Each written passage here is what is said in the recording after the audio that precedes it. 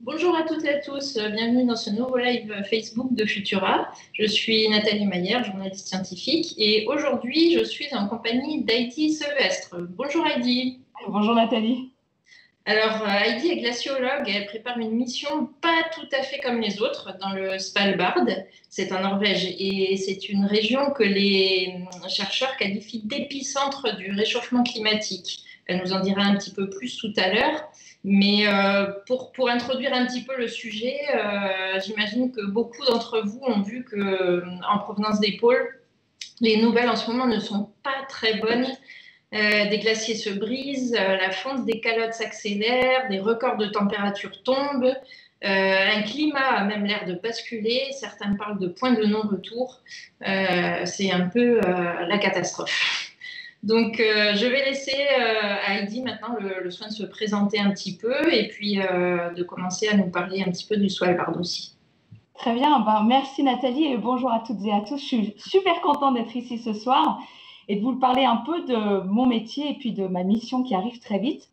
Alors voilà, je m'appelle Heidi, je suis glaciologue, là je vous parle tout droit du cœur des Alpes, à Annecy, et j'ai la chance de pouvoir me rendre compte du changement climatique directement sur le terrain. Et au cours de ma jeune carrière, j'ai parcouru les deux pôles, l'Arctique et l'Antarctique, mais aussi un peu toutes les régions où on trouve des glaciers entre les deux, en haute et très haute montagne.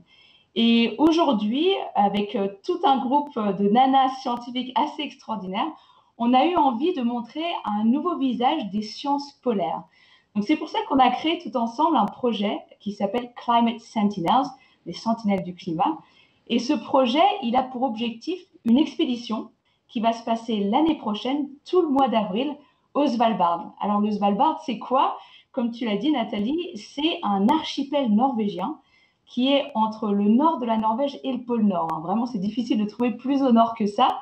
Et c'est vraiment la région sur Terre en ce moment qui se réchauffe le plus rapidement, à peu près 7 fois plus vite que le reste de la planète. Et avec toute mon équipe de scientifiques, on a décidé de mener une expédition là-haut pour comprendre ce qui est en train de se passer, mais surtout à quel point nos activités qui sont à des latitudes un petit peu plus basses peuvent affecter l'Arctique. Alors notre expédition, l'objectif, c'est déjà de faire une expédition 100% féminine, ça c'est vraiment pas anecdotique, parce qu'on est toutes docteurs en glaciologie, en climatologie ou en biochimie de l'environnement, et en fait on évolue toutes dans des environnements qui sont assez masculins. Donc on voulait montrer que c'était possible d'avoir une expédition 100% féminine. Aussi, ce qui est super important pour nous, c'est qu'on voulait faire une expédition propre, une expédition qui soit respectueuse de l'environnement. Et c'est vrai que nous, les scientifiques, on prône une réduction des émissions de gaz à effet de serre, une réduction de nos empreintes carbone. Et ben, la science doit faire la même chose. Et c'est en fait rarement le cas, surtout quand on part en expédition dans les régions polaires. Donc notre expé, on va essayer de la faire en ski et poulka, ce qui va être assez compliqué, mais bon, on en reparlera. Et ce qui est très important pour nous, c'est surtout de faire une expédition qui soit accessible, de rendre notre science intéressante, fun, de pouvoir expliquer ce qui se passe dans l'Arctique, mais surtout de pouvoir motiver le plus grand nombre de personnes possible à agir positivement pour l'environnement et pour l'Arctique. Et c'est pour ça qu'avec Climate Sentinels, on s'associe avec des écoles, collèges, lycées dans tous nos pays respectifs et avec des réseaux pédagogiques pour vraiment motiver les jeunes à comprendre ce qui se passe et surtout à agir. Donc voilà notre expédition Climate Sentinels en quelques mots. Ok, super Heidi. Alors, d'abord, on va peut-être commencer par parler un petit peu plus précisément de l'objectif scientifique de cette expédition. Qu'est-ce que vous allez chercher dans le Svalbard? Qu'est-ce que vous allez étudier, recueillir comme données? Voilà. Tout à fait. Alors voilà, on a une expédition de scientifiques. On va au Svalbard pour faire de la recherche véritablement. Ça, c'est le pilier absolu de notre expédition. Et ce qui est intéressant, c'est que certes, on veut faire de la science, mais on veut faire de la science propre.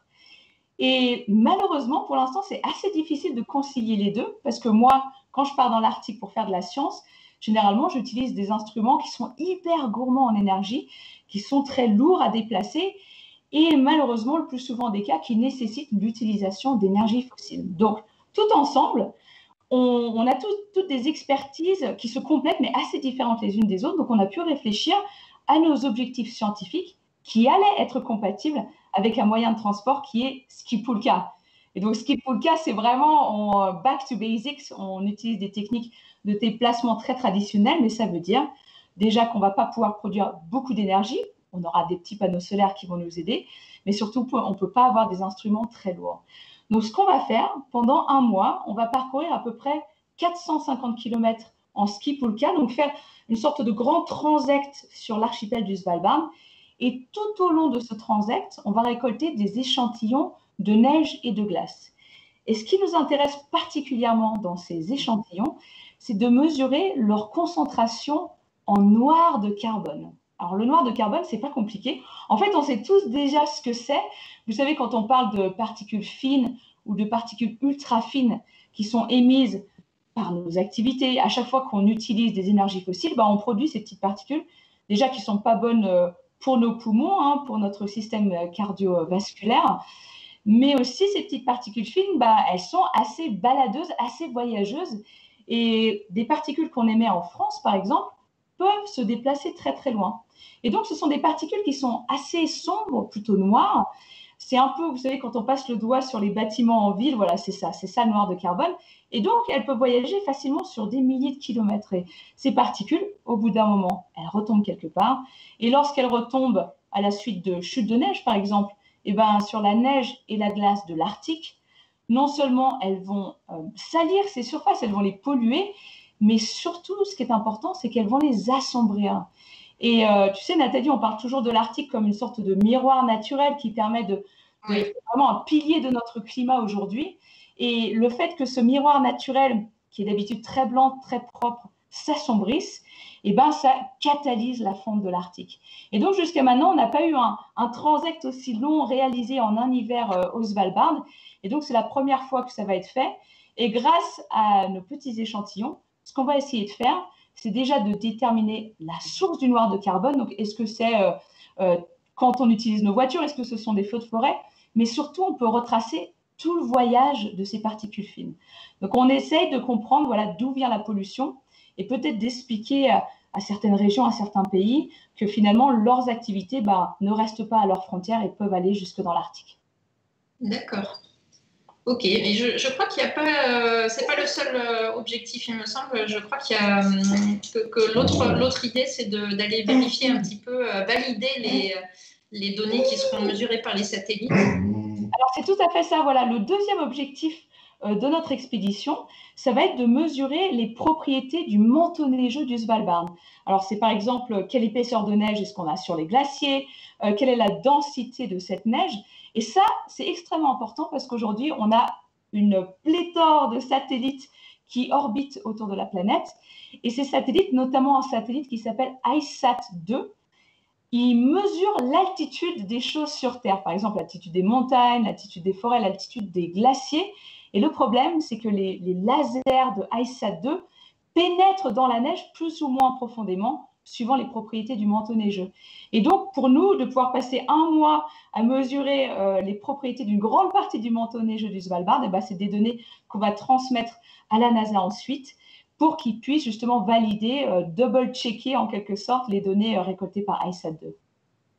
D'accord. Très bien. Alors, je te propose de revenir un peu sur cette histoire tout à l'heure dont tu nous parlais de sciences propres et sur le fait que vous avez prévu de partir en ski et en traîneau en tirant votre matériel. D'habitude, ça se passe comment quand on fait une expédition comme ça Oui, alors d'habitude, une expédition polaire, déjà, ce qui est important, c'est qu'il faut aller sur place. Déjà, il faut aller au Svalbard. Et nous, on va être très transparente aussi par rapport aux émissions qu'on ne peut pas éviter. Donc, on ne va pas aller au Svalbard en kayak, malheureusement. On va très certainement prendre l'avion. Parce que l'avion, par rapport au bateau, finalement, a une empreinte carbone plus faible, compte tenu du nombre de personnes qui peuvent voyager. Donc là, nous, pour aller au Svalbard, déjà, c'est à peu près la même façon qu'une expédition traditionnelle. Donc, on va prendre l'avion pour aller au Svalbard, mais une fois qu'on sera sur place, c'est là où il va y avoir une énorme différence. Une expédition scientifique traditionnelle au Svalbard, déjà, elle va prendre un avion pour nous rapprocher du terrain, et puis ensuite, sûrement, des petits sauts de puce en hélicoptère pour nous déposer sur les glaciers qui nous intéressent. Une fois qu'on est sur place, là aussi, on va utiliser des instruments très gourmands en énergie. donc qui nécessitent souvent des générateurs qui vont produire de l'électricité pour faire fonctionner nos outils. Et tout ça, c'est extrêmement, extrêmement gourmand en énergie. Ça pollue, c'est lourd, et c'est vrai que ce n'est pas du tout en adéquation avec le discours, avec le message que nous, les scientifiques, on veut faire passer. Donc pour nous, c'était vraiment essentiel en fait de tout simplement démontrer à notre niveau qu'une autre science est possible et que c'est important de walk the walk and talk the talk. C'est important d'être au même niveau que notre message et de montrer que c'est possible. Et au Svalbard, c'est vrai qu'une des meilleures façons de se déplacer, finalement, c'est les méthodes les plus traditionnelles. Et les méthodes traditionnelles, c'est quoi?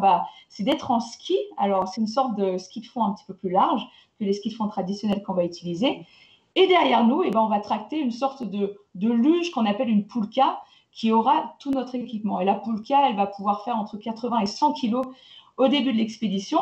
Alors certes, on va manger la nourriture qui est stockée dans la poulka, donc elle va s'alléger, mais on va récolter des échantillons, donc en fait, ça va finir par s'équilibrer et on va garder des poulkas assez lourdes pendant toute l'expédition.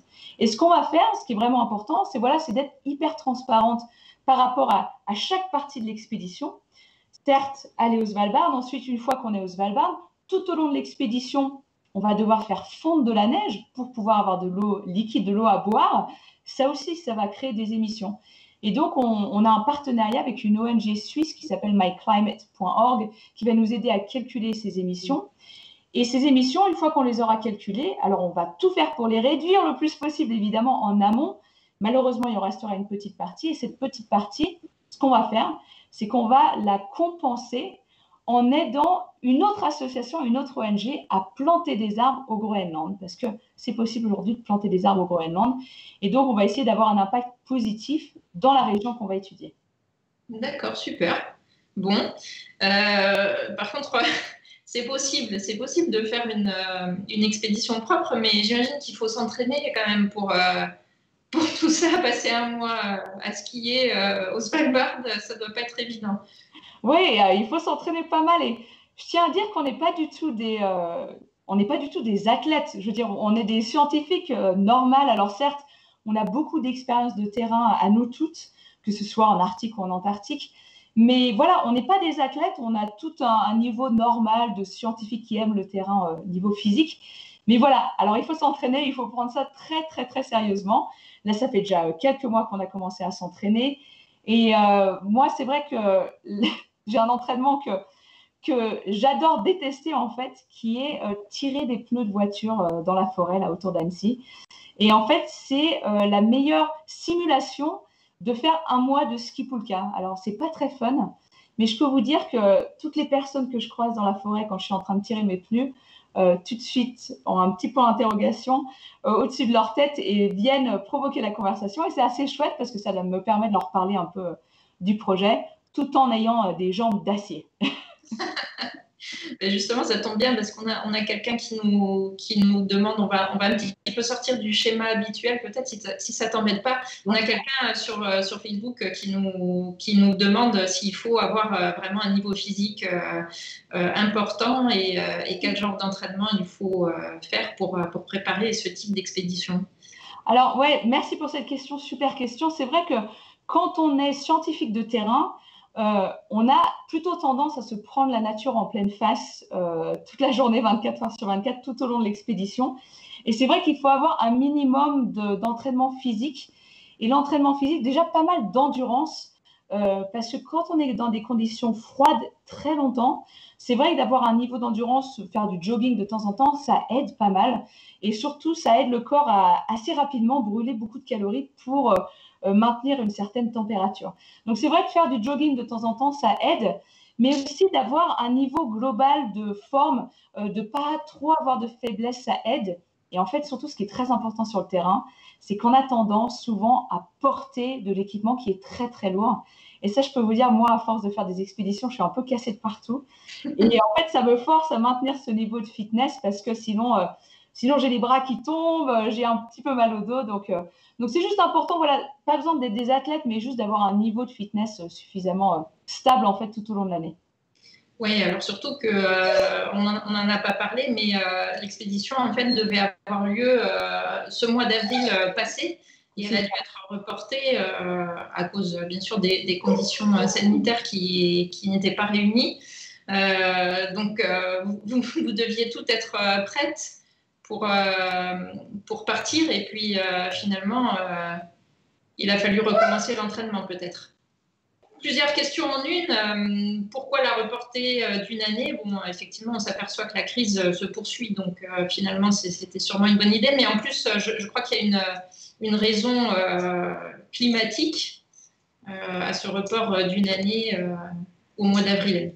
C'est exactement ça. Alors, 3 mois, me refaire une année de tirage de pneus, j'aurais bien aimé éviter ça, et toute l'équipe aussi.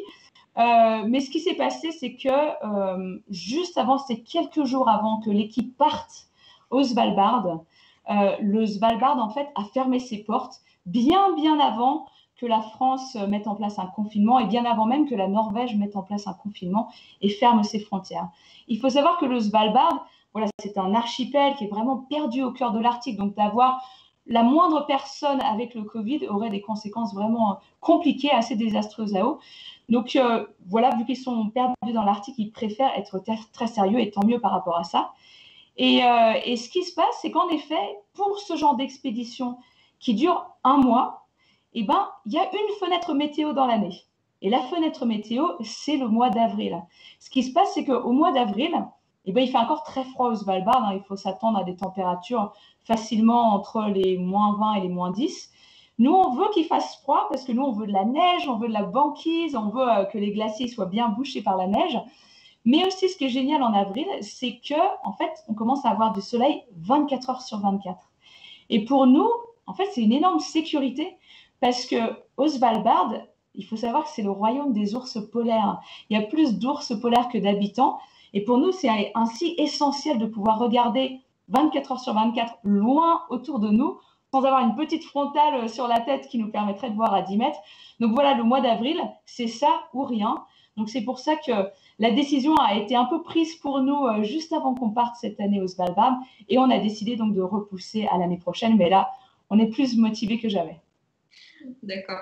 Alors, il y a quelqu'un sur Facebook qui nous demande si justement ces problèmes sanitaires changent quelque chose pour vous au niveau des recherches et au niveau de l'expédition, qui parle peut-être de port de masque, mais là-bas, vous serez toute seule. Donc, bon, je ne sais pas, il faudra peut-être vous allez peut-être prévoir d'être isolé avant pour être sûr de ne pas emporter avec vous le virus, peut-être? Voilà, oui. Alors, c'est tout à fait ça.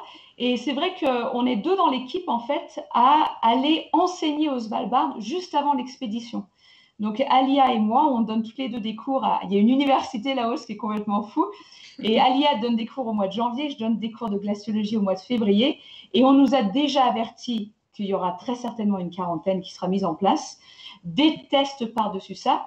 Mais surtout, en fait, pour notre expédition, notre objectif, c'était de commencer à une station scientifique et de passer quelques jours à la station et de finir dans une autre station scientifique. Et là, en fait, on est en train de revoir petit à petit la route qu'on va emprunter pour éviter de passer par ces stations scientifiques qui auront très certainement pas envie d'avoir des personnes de l'extérieur qui viennent leur rendre visite, même si on aura fait la quarantaine et des tests. Donc, on préfère être très prudente et penser au plan A, plan B, plan C, plan D pour être prête à toute éventualité. Alors, on a aussi une autre question, on en a parlé, tu en as parlé un petit peu tout au début, mais peut-être que tout le monde n'était pas encore avec nous. Quelqu'un qui nous demande ce qu'est le Svalbard.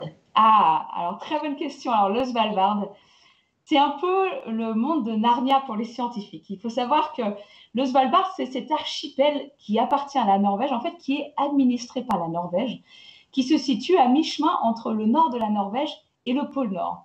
Et au Svalbard, alors il n'y a pas beaucoup d'habitants, il y a à peu près 2500 habitants, des habitants du monde entier, et ils sont pour la plupart rassemblés dans une ville qui s'appelle la petite ville de Longyearbyen.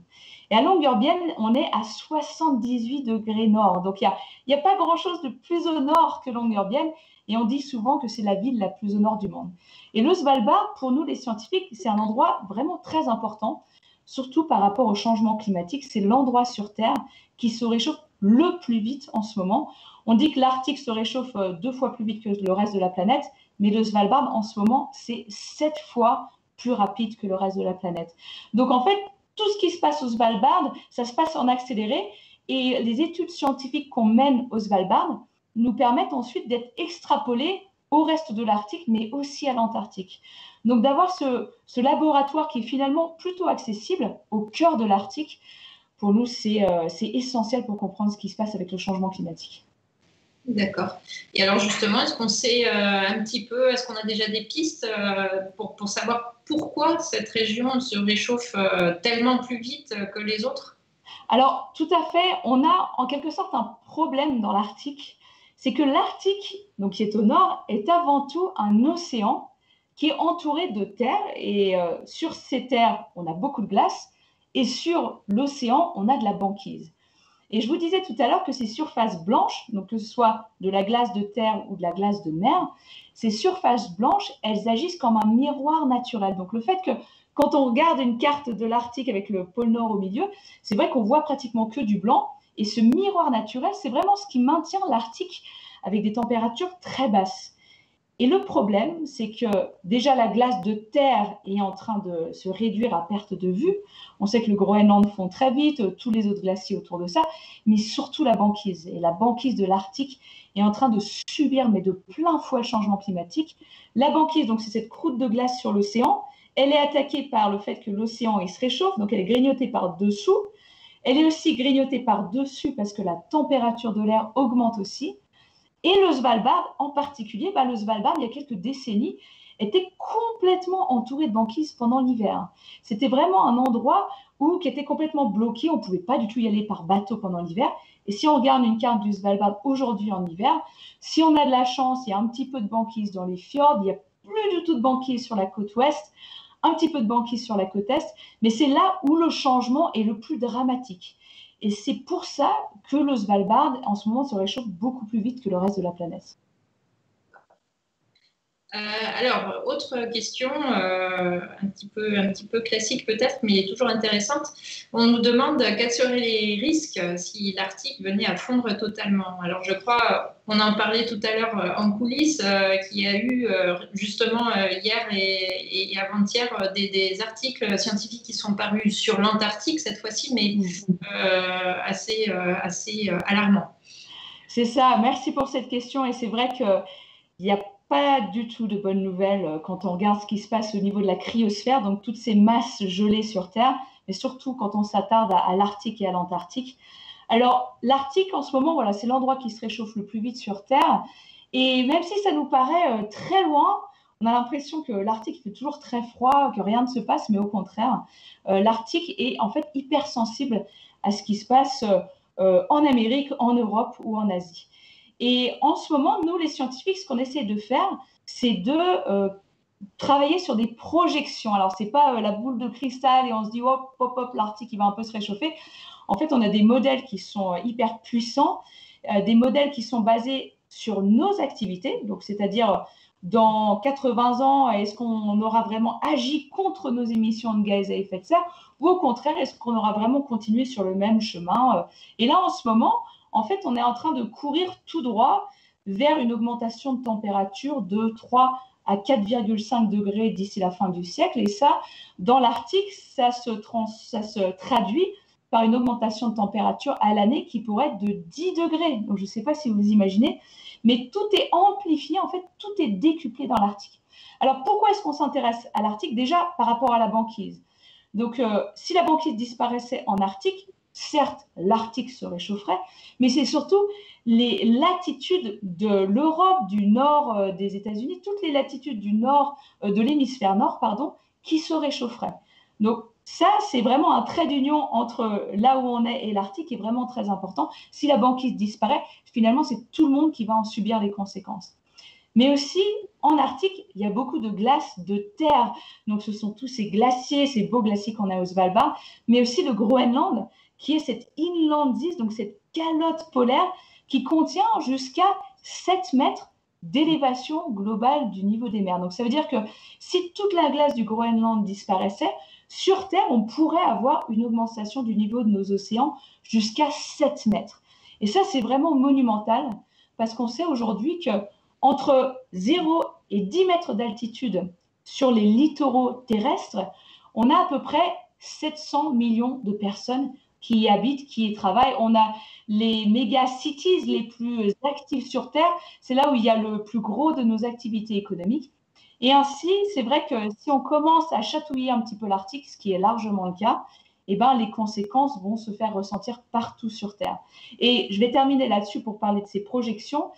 On sait que l'Arctique et l'Antarctique notamment, si on passe certains seuils de température, eh ben, en fait, on enclenche des phénomènes irréversibles. Et notamment au niveau de la banquise, au niveau des glaciers, de la calotte du Groenland et de l'Antarctique, si on passe la barre des 1,5 degrés, globalement sur Terre, là on est déjà à 1,1, donc on s'en rapproche. Si on passe ce seuil des 1,5 degrés, et ben c'est là où justement ces dynamiques irréversibles se mettent en place. Et là, quoi qu'on fasse, on ne peut rien arrêter. Et c'est pour ça qu'il faut à tout prix rester sous cette barre des 1,5 degrés, qui est finalement le seuil de l'accord de Paris. Alors, une autre question intéressante sur Facebook. On nous demande si ce réchauffement qu'on observe est uniquement anthropique ou est-ce que ça peut aussi être un changement naturel. Alors, ça me permet de rebondir juste sur quelque chose que j'ai vu passer moi aussi. Quelqu'un qui expliquait en fait que les glaciers qu'on voit se briser, toutes ces infos qu'on entend ces derniers jours surtout, qui disait que c'est tout à fait naturel parce qu'au bout d'un moment, le glacier se brise et qu'il se reconstitue après. Donc, qu'est-ce qu'il en est vraiment de tout ça? Je suis super contente qu'on prenne le temps pour répondre à ces questions parce que si une personne pose la question, je suis sûre que plein d'autres se posent la question aussi. Mais ça, c'est vraiment essentiel aujourd'hui de comprendre quelle est la part de nos activités et quelle est la part du naturel en fait dans ce qu'on est en train d'observer. Et c'est vrai que le climat, il a toujours changé sur Terre. On a eu des périodes où la Terre entière était recouverte de glace, mais aussi on a eu des périodes sur Terre où il n'y avait pas un glacier sur Terre. Donc c'est vrai que la Terre a naturellement oscillé entre des périodes très chaudes et des périodes beaucoup plus froides. Ce qui se passe, je ne t'entends plus. Est-ce que tu m'entends encore, Nathalie? Oui. Je me suis reconnectée, parfait. Ce qui se passe aujourd'hui, c'est qu'il n'y a absolument pas l'ombre d'un doute que le changement climatique que l'on observe aujourd'hui est directement lié aux activités humaines. C'est vrai qu'on parle de consensus total de la communauté scientifique. Avant, on parlait des 95%, 99%. Maintenant, c'est vraiment 100% de la communauté scientifique qui s'accorde sur le fait que ce qu'on observe aujourd'hui, l'augmentation des concentrations de CO2, l'augmentation de température, la rapidité avec laquelle ces changements se produisent, c'est directement lié à nos activités.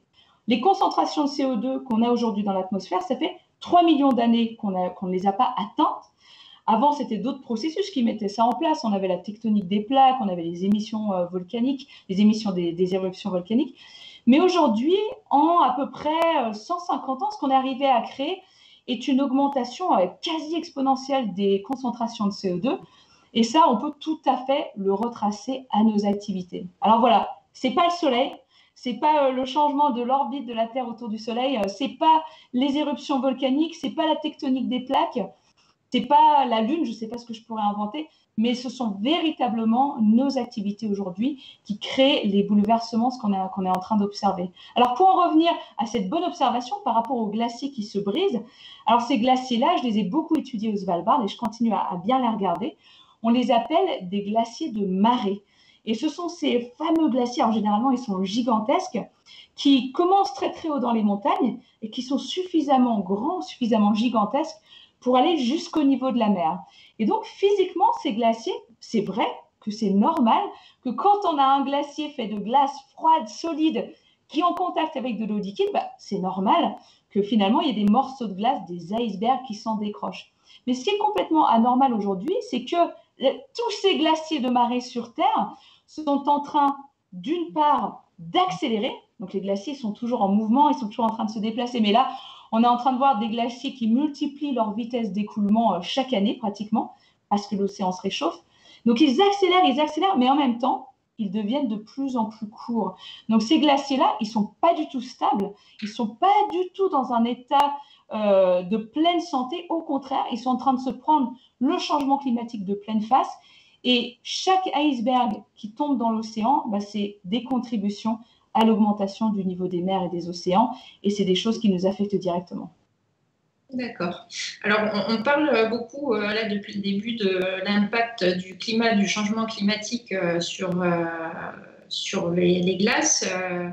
Mais il y a aussi, je crois, il est aussi question d'un effet inverse, en fait, de la fonte des glaces qui pourrait avoir un impact aussi sur le climat. Alors, peut-être en le réchauffant encore plus ou en ralentissant un peu le réchauffement qu'on provoque nous. Est-ce que tu peux nous en dire quelques mots? Oui, tout à fait. Et c'est vrai que le changement climatique, ça peut paraître complexe, et c'est complexe évidemment, parce que c'est jamais tout noir ou tout blanc.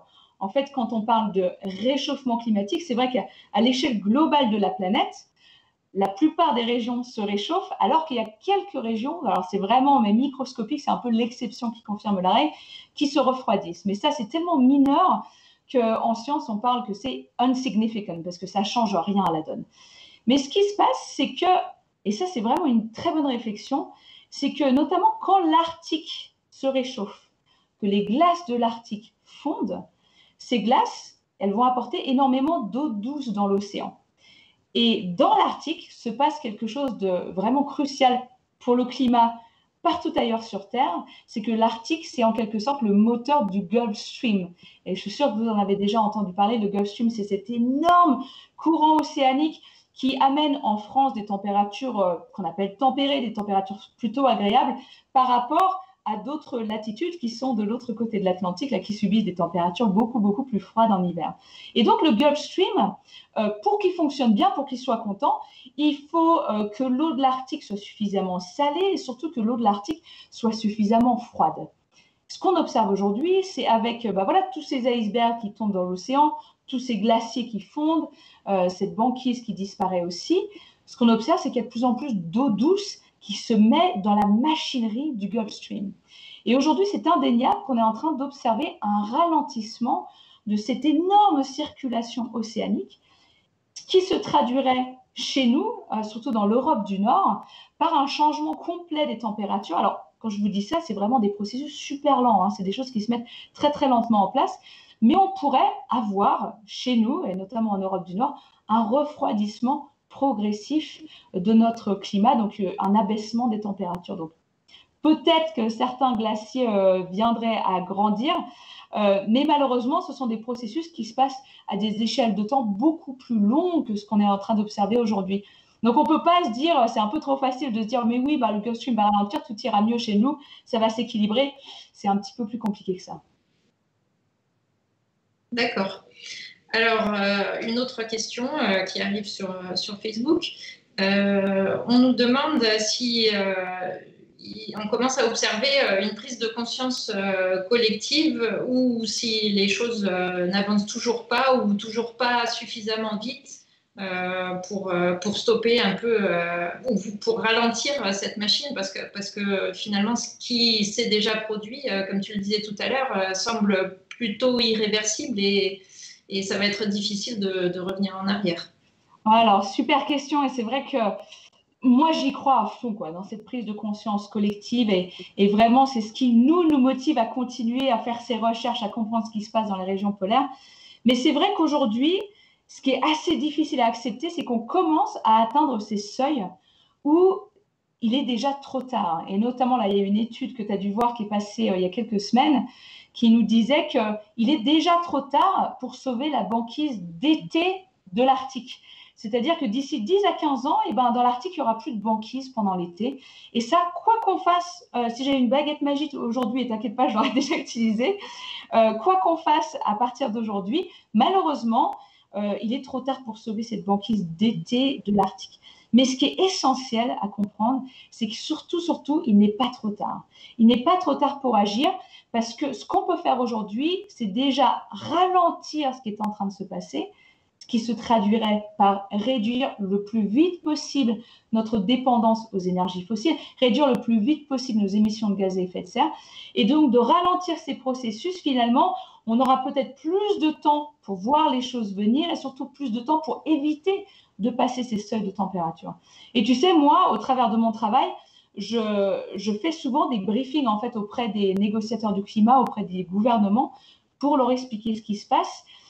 Et c'est vrai qu'on aurait eu envie qu'ils réagissent, qu'ils prennent conscience de ce qui se passe il y a 10, 20 ans.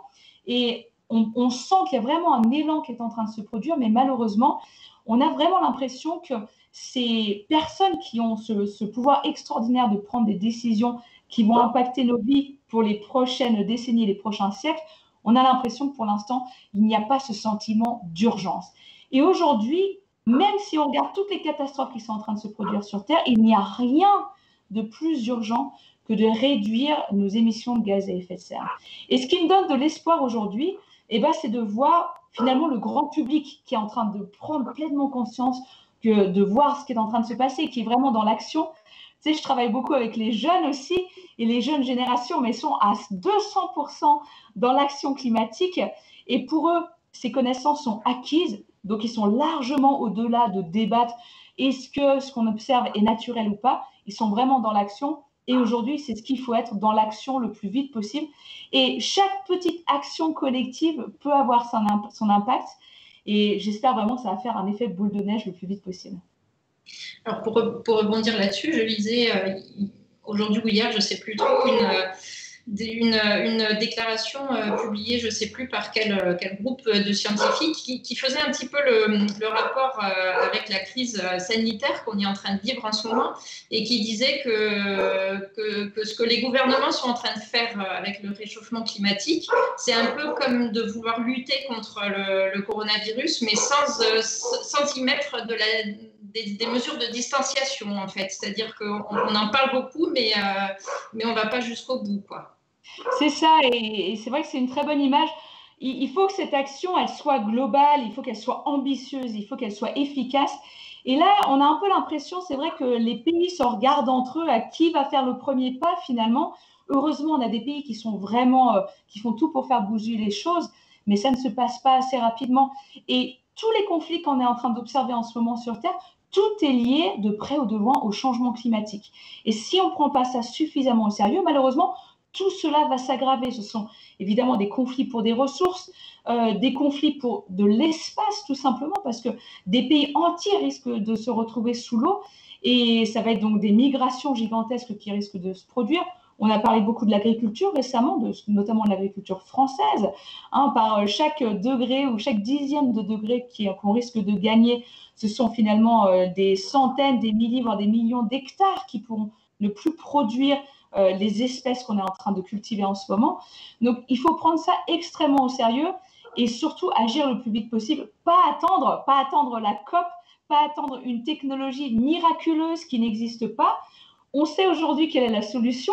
Elle existe. On a déjà des façons de contrecarrer ça. La meilleure solution, c'est d'arrêter d'utiliser des énergies fossiles. Les énergies renouvelables sont là. Alors, qu'est-ce qu'on attend ?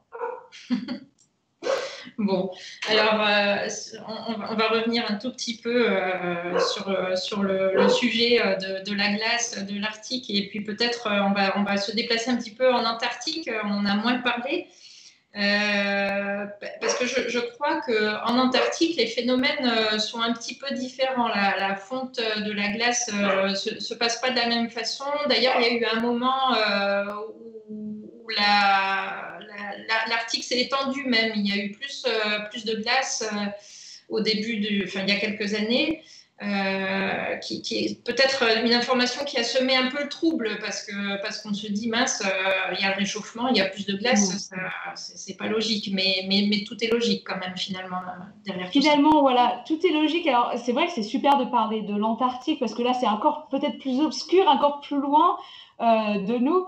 Et c'est vrai que tout à l'heure, tu sais, je te parlais de l'Arctique. En Arctique, il y a le Groenland qui contient 7 mètres d'élévation globale du niveau des mers. Alors, quand on regarde l'Antarctique, qui là est une terre qui fait 23 fois la taille de la France, recouverte de glace, et bien si l'Antarctique perdait sa glace, là, ce n'est pas 7 mètres d'élévation globale du niveau des mers et des océans, là, c'est 58 mètres. Donc, déjà, voilà, l'Antarctique n'a absolument rien à voir avec l'Arctique. Et ce qui est intéressant, et j'ai fait ça il n'y a pas très longtemps, il y a quelques mois, c'est de regarder les tout premiers rapports du GIEC. Tu sais, donc les rapports du GIEC, ils compilent l'état de l'art en fait de la recherche sur le changement climatique. Et donc, les premiers rapports du GIEC remontent à pratiquement une trentaine d'années maintenant. Et c'est vrai que quand on regarde les premiers rapports, disent, écoutez, l'Antarctique, finalement, est plutôt immunisé au changement climatique. Pour l'instant, l'Antarctique ne se réchauffe pas du tout. Et on ne pense pas que l'Antarctique va bouger, quoi. Et puis, petit à petit, plus nos outils s'améliorent et plus nos connaissances s'améliorent. Et ça, c'est le travail de la science, hein, c'est toujours de s'améliorer et de pousser le bouchon un petit peu plus loin chaque jour, chaque semaine, chaque mois.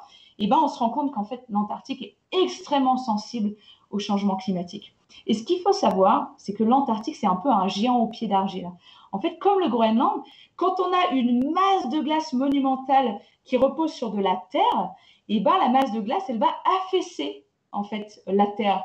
Donc, on a eu des grandes parties de l'Antarctique, notamment l'Antarctique de l'Ouest, qui ont les pieds dans l'eau.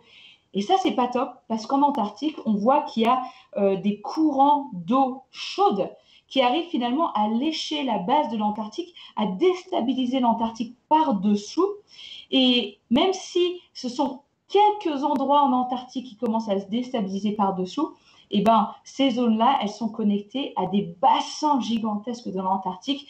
Donc, c'est un peu comme si, tu sais, tu fais tomber le premier domino et finalement, ensuite, c'est toute une déstabilisation de grandes régions de l'Antarctique qui sont en train de se produire.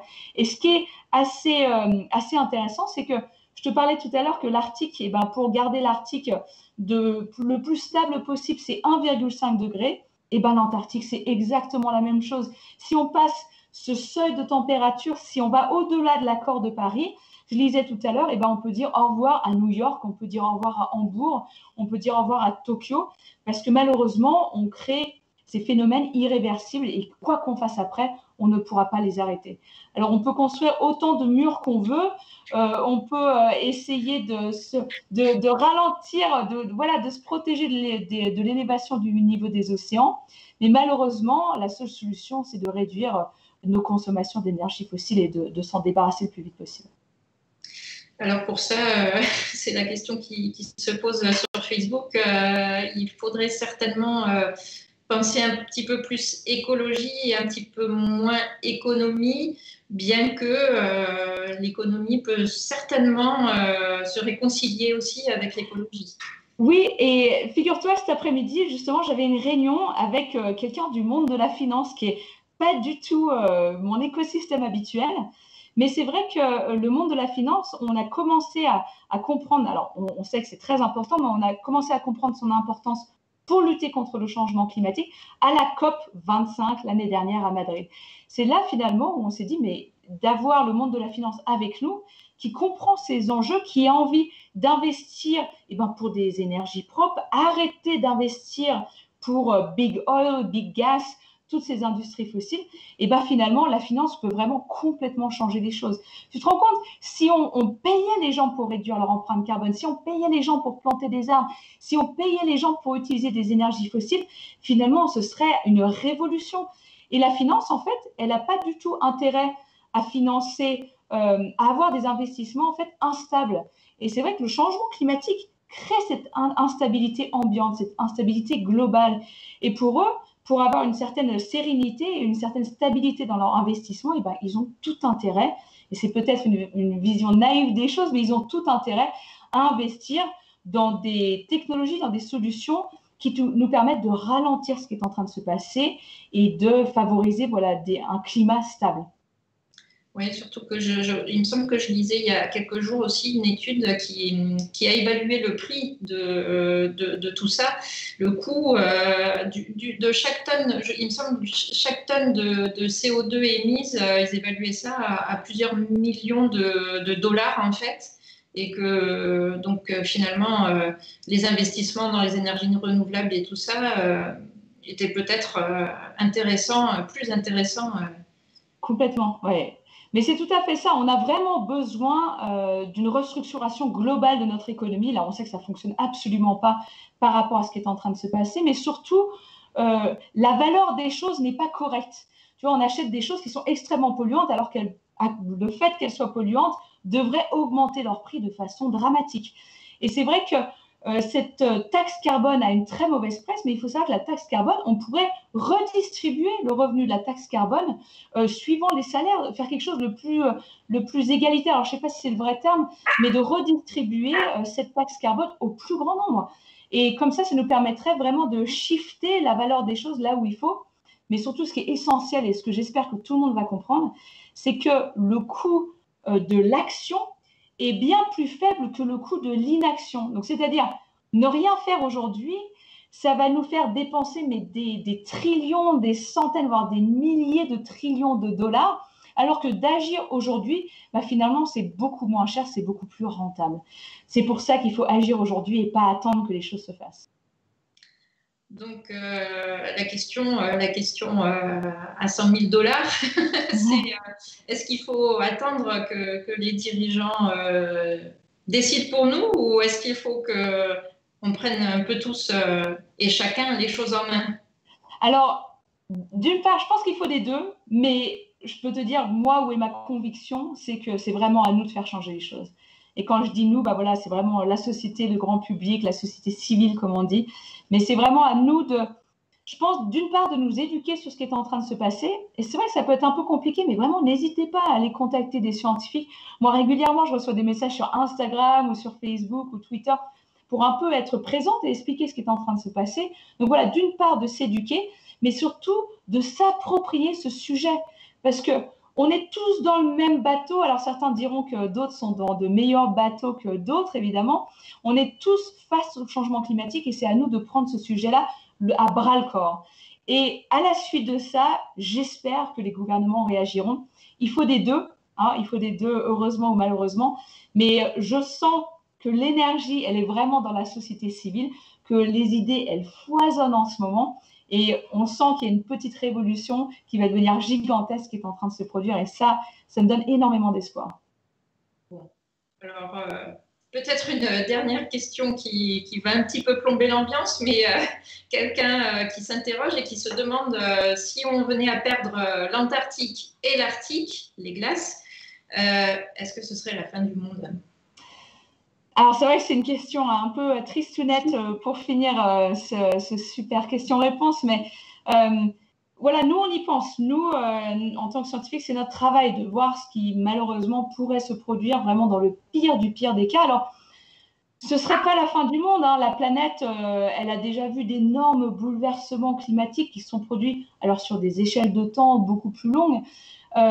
Il y aurait très certainement des humains qui arriveraient à s'adapter à ça, mais à quel prix, quoi? Et dans quelles conditions? Et pour moi, c'est très simple. On ne peut pas se permettre de penser à ça, on ne peut pas se permettre d'y aller, on ne peut pas se permettre de laisser les choses se faire.